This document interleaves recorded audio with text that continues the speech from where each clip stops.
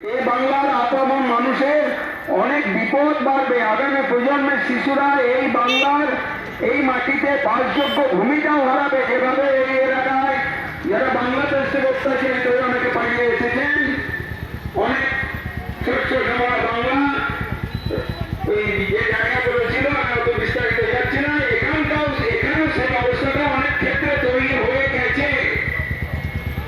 জনগণ যেভাবে পাল্টে যাচ্ছে, আগামী প্রজন্মের শিশুদের এখানে বাসযোগ্য ভূমি নিরাপত্তায় হীনতায় তারা ভুগবে।